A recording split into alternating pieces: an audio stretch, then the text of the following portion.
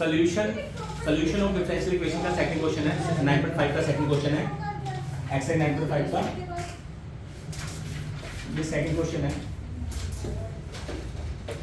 Solution निकालना है इसका, सोल्यूशन निकालना है किसका, इसका। ये कौन सी इक्वेशन है, डिफरेंशियल इक्वेशन। तो देखो dy by dx equal to x plus y by x, clear. y dash क्या होता है, dy by dx, ओके। तो अब यहाँ पे पहले होमोजीनियस पता करेंगे कि ये होमोजीनियस है कि नहीं। तो सबसे पहले क्या करेंगे, x को लेट करेंगे kx और y को लेट करेंगे ky। x को लेट करेंगे, x को लेट करेंगे kx, y को लेट करेंगे ky, क्लियर है। तो dy by dx आ गया। सबसे पहले होमोजीनियस पता कैसे करनी है, सबसे पहले होमोजीनियस पता कैसे करनी है, x को dx लेट करेंगे और y को उधर अगले साइड पे y को dy लेट करेंगे ky। होमोजीनियस पता कैसे करनी है कि होमोजीनियस है कि नहीं, ठीक है। होमोजीनियस ये नहीं है कि देखने में लग रही है तो होमोजीनियस है, नहीं। होमोजीनियस पहले प्रूव करना है कि वो होमोजीनियस डिफरेंशियल इक्वेशन है कि नहीं। तो आपने ये लेट किया dy by dx equal to kx plus ky over kx, clear है। dy by dx k यहाँ पे कॉमन है, x plus y over kx, k से k कट हो गया। तो अगर k से k अगर प्रॉपर्ली कट हो जाए या k की वैल्यू k की पावर 0 हो जाए, एक ही बात है।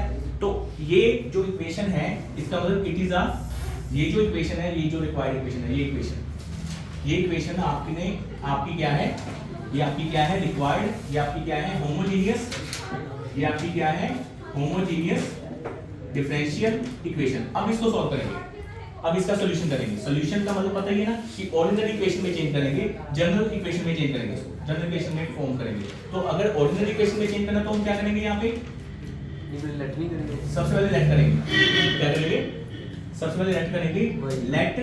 जब मैंने आपको कहा था कि अगर y dy by dx की फॉर्म में तो y को bx लेट करोगे, तो late y is equal to bx। अगर dx by dy की फॉर्म में तो x को by लेट करोगे, क्लियर है। तो dy by dx equal to x plus bx over x, clear.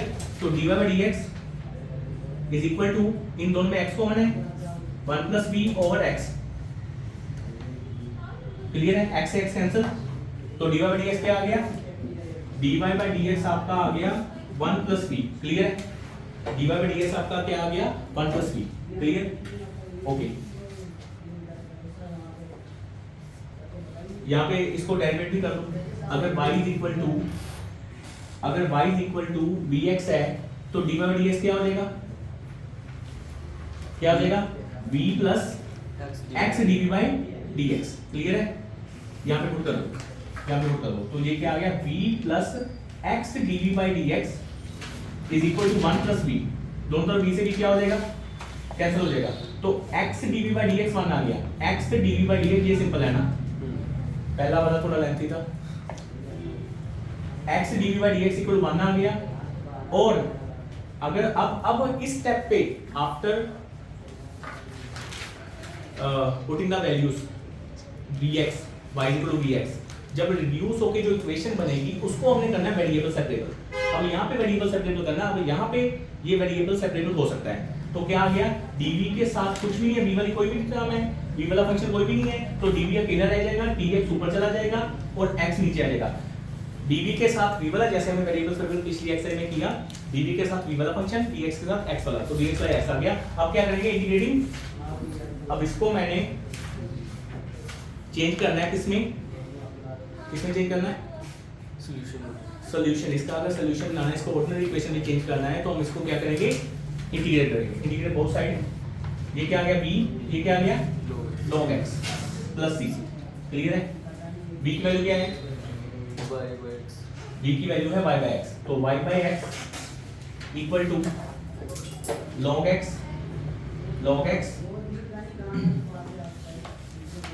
Plus c, clear है। ये आपका आंसर है, ये आपका सॉल्यूशन है। इसको थोड़ा और रिड्यूस भी कर सकते हो। अगर मैं इसको ऐसे लिख दूं, कि v is equal to log x और इसको मैं लिख दूं log c, इसको मैं क्या लिख दूं log c, क्लियर है?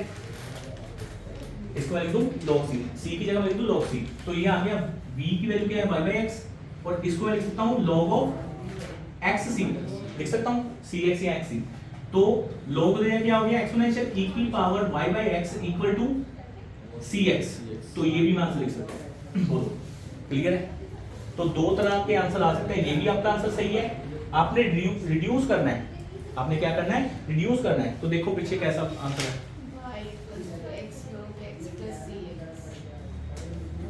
हाँ ये फॉर्म में आंसर है आपका, पीछे जो आंसर है वो ये है y इज इक्वल टू, हाँ ज्यादातर कोशिश करो y की फॉर्म में आ जाए, y की क्या है डिपेंडेंट वेरिएबल है, y की फॉर्म में अगर आंसर आ जाए तो अच्छी बात है, बट अगर आप उसको रिड्यूस करना चाहते हो आप कर भी सकते हो, तो ये भी इसका क्या है वैलिड आंसर है, तो इसमें आंसर में थोड़ी थोड़ी वेरिएशन आ सकती है, उसमें कोई प्रॉब्लम नहीं है, बट आपका एक रिड्यूस प्रॉपर वे में होना चाहिए, क्लियर है?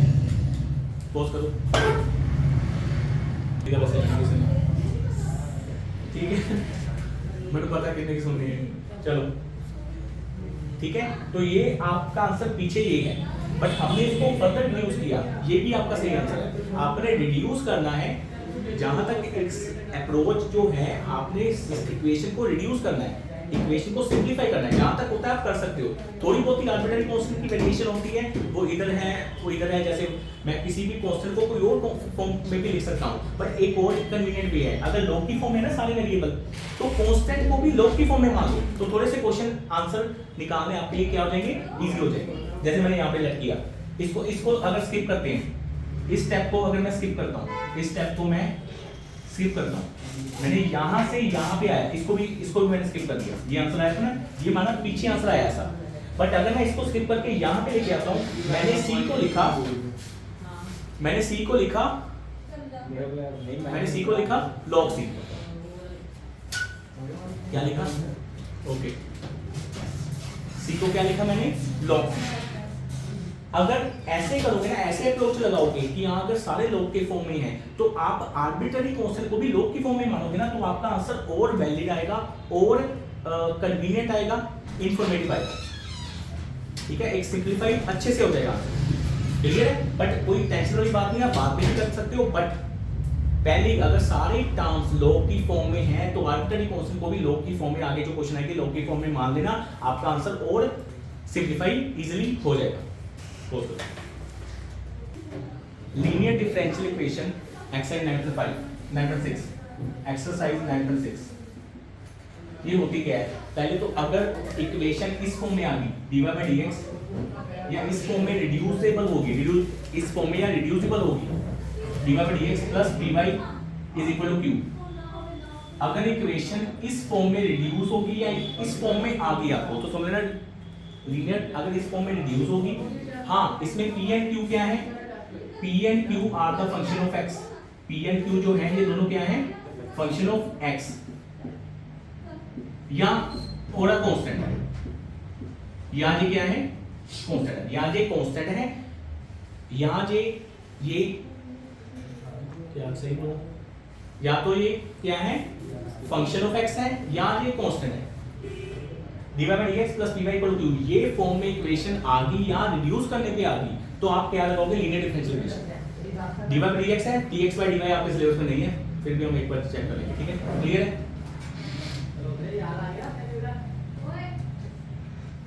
क्लियर है यहाँ तक। तो अगर इसका सॉल्यूशन इसमें कोई एफर्ट करने की जरूरत नहीं आपको, इसमें कोई एफर्ट करने की जरूरत नहीं, आ जाओ अच्छा आ जाओ, ओके सर ओए मैसेज कर दो तो मैं देखूं फोन नहीं करो, चल बात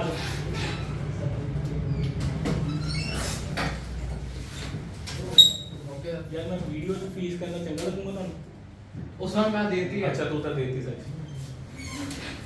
सुनो मेरी गल, डिफरेंशियल इक्वेशन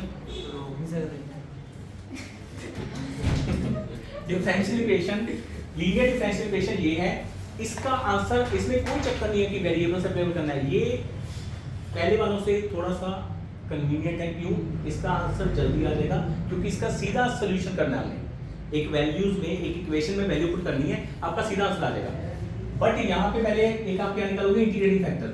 क्या निकालोगे, IF, इंटीग्रेटिंग फैक्टर। वो क्या होगा, e की पावर pdx, e की power integration of pdx। Clear है?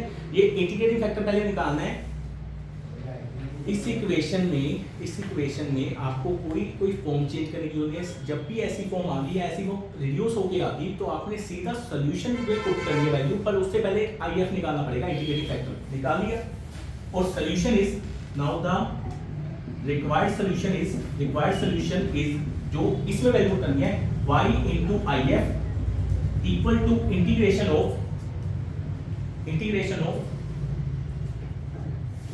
क्या आएगा, y into IF integration of क्या था,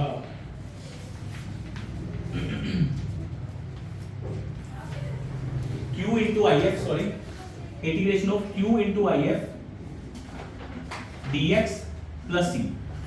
ये आपकी क्या आ गई, रिक्वायर्ड सॉल्यूशन। बस आपने क्या करना है, वैल्यू पुट करनी है, थोड़ी सी इंटीग्रेशन करनी है, आपका आंसर सीधा। ये सिंपल है, होमोजीनियस से सिंपल है, वेरिएबल से तो सिंपल ही है, उसमें तो कुछ भी नहीं करना। होमोजीनियस के क्वेश्चन लेंथी हो जाते हैं, बट ये क्वेश्चन आपने इंटीग्रेटिंग फैक्टर निकालना है, यहाँ पे वैल्यू पुट करनी है, थोड़ा सा इसको इंटीग्रेट करके बस जो भी आंसर आए रिक्वायर्ड आंसर है।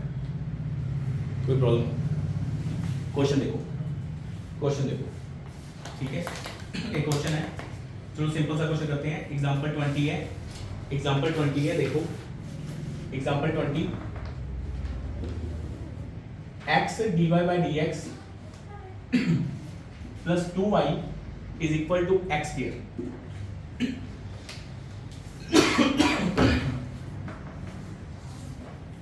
where x is not equal to 0, चलो 0 होना चाहिए, ठीक है ना।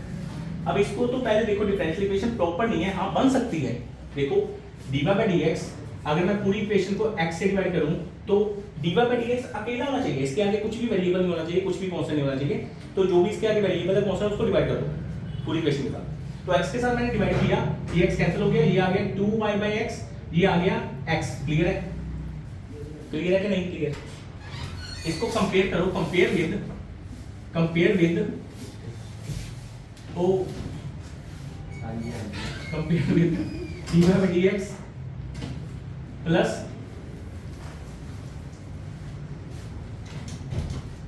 dy by dx प्लस, अगर मैं इसको कंपेयर करूंगा dy by dx plus py is equal to q, तो मुझे बताओ p और q की वैल्यू क्या आ जाएगी? p की वैल्यू क्या आ गई? हाँ जी 2/x। p की वैल्यू क्या आ गई? मैंने आपको कहा था p और q या तो कांस्टेंट है या x के फंक्शन है। कांस्टेंट भी हो सकते हैं, x के फंक्शन भी हो सकते हैं। q कितना आ गया? x आ गया। क्लियर है? भूख लग रही है, इसके बाद एक पर्टिकुलर भी करना है IF, तेरे नंबर नहीं करने चाहिए, काट दो। IF क्या निकालना है? IF क्या आएगा? नहीं आधा घंटा, e की पावर इंटीग्रेशन ऑफ pdx, ये था IF निकालो। e की पावर p क्या है? 2/x